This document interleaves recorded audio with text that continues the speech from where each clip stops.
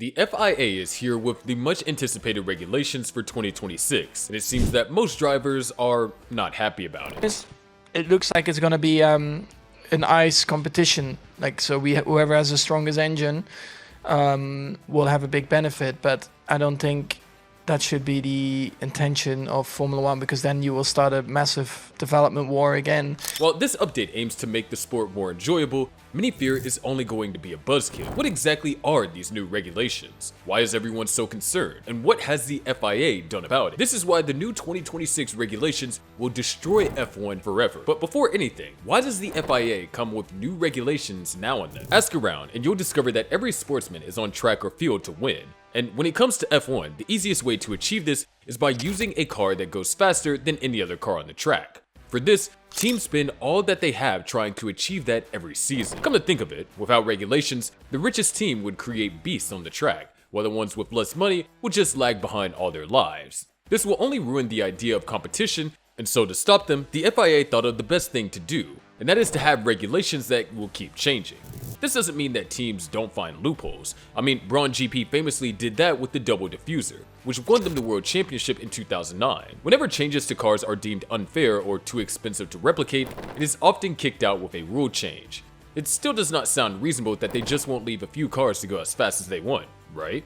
Well, the faster the cornering speeds get, and the faster the top speeds rise on the straights, the more dangerous an accident will become if anything goes wrong. And if you're thinking about changing the circuit safety, like removing the old rigid sand traps that are used to flip cars over and introducing safer barriers, they can only go so far because of the limitations of existing venues. In the end, the cars and the engines need to be limited often to clip designers' wings until they can learn to fly again. So now, what are the new 2026 regulations? Per the regulations, the cars will be smaller and lighter.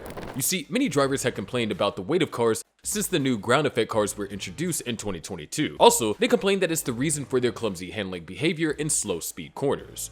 For this reason, from 2026, the cars will be shorter with the wheelbase trimmed to 3,400mm from the current 3,600mm. In addition, the cars will be 10 centimeters narrower with a width reduced to 1,900mm. Once these changes are made, the weight of cars will automatically reduce, as the FIA wants them reduced by about 40 kilos. In the end, this should make the cars faster in all slow speed corners, behaving like the flat floor previous generation of cars. 2. Drag reduction systems, or DRS, will be added to the front wing. In the past years, changes have increased the dirty air outwash, which makes it difficult for cars behind to follow. Now, the 2026 cars will improve racing by adding DRS flaps to the front wing. This new flap should open up straights to help reduce drag and consequently downforce, which will make it easier for drivers behind to attack. 3. Half of the engine power will be from the internal combustion engine, or ICE, while the other half will be from the motor generator unit kinetic, or MGUK, eliminating motor generator unit heat, or MGUH. The ICE will be fed with carbon neutral fuels and will provide between 400 and 420 kilowatts, while the electrical unit, which now provides around 120 kilowatts, will provide 350 kilowatts. With this distribution, the weight of the ICE and the MGUK will increase to 190 kilograms, which is supposed to be concerning, but according to the F1 technical director, Pat Simons, this weight can be reduced elsewhere. In all honesty, this approach is environmentally friendly as F1 targets environmental responsibility. Recycling options will be mandated for batteries, and while at the end of the MGUK's life, materials such as cobalt will be recycled. Now, as good as this sounds, this can lead to tougher challenge for drivers. With the removal of complexities like the MGUH, turbo lag might return, and that could make the cars harder to control on corner exit. This is a concern, but it's not the only reason that drivers are not supporting these new regulations.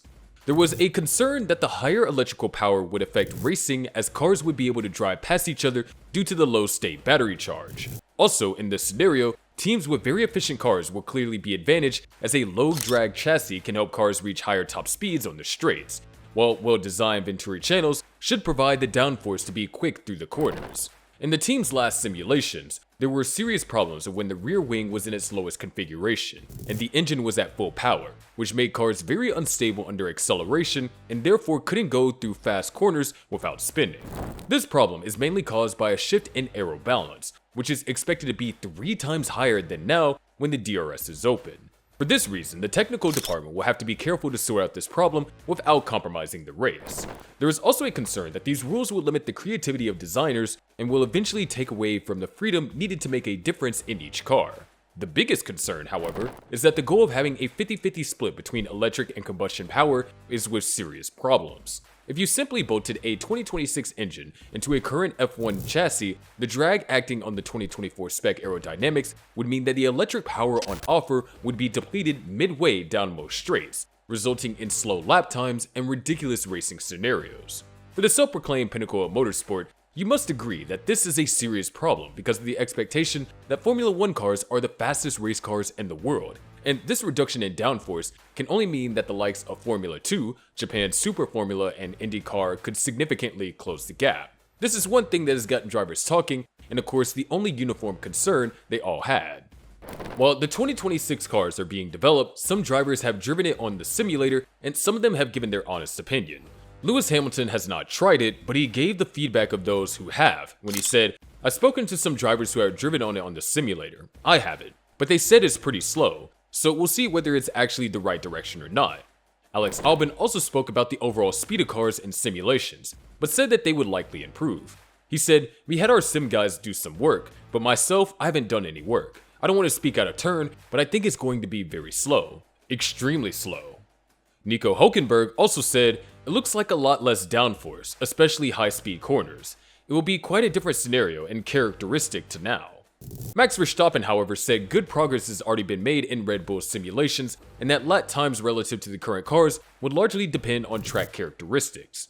One thing that he also pointed out is that while the reduction in drag and downforce will result in reduced corner speeds, it will allow for much higher top speeds on the straights. On that note, George Russell expressed his concerns about the driver's safety. He said, "I think when it comes to safety, unfortunately, history has told us that incidents need to happen before changes are made. Everybody needs to do a really thorough job ahead of these regulations because the cars are going to be so quick and have so little downforce on the straights, it's almost going to feel like you're floating and flying through the air." The FIA has heard all of these and has decided to make some tweaks to the regulations. The latest version of the rules have increased the amount of downforce to be generated to bring concerning speeds to current levels. The FIA has also relaxed limitations around the front wing area and the front floor, to include barge boards. The size of the diffuser has also been increased compared to what it was in June draft, and of course it received mixed reviews. Teams welcome the changes, not just because of the speed increase, but because that there will be more freedom for designers to explore other concepts. At least now we'll see cars that are different across the grid. Valve's McLaren counterpart, Andrea Stella, also spoke out about giving engineers freedom, as he said, "We welcome more freedom. I think this will give teams the possibility to just use their knowledge, use their methodologies. The knowledge that has been accrued over the years, even if it's with different regulations, is a way of creating some differentiation. So we've always been advocating for this kind of approach, and we welcome the fact that there will be more freedom."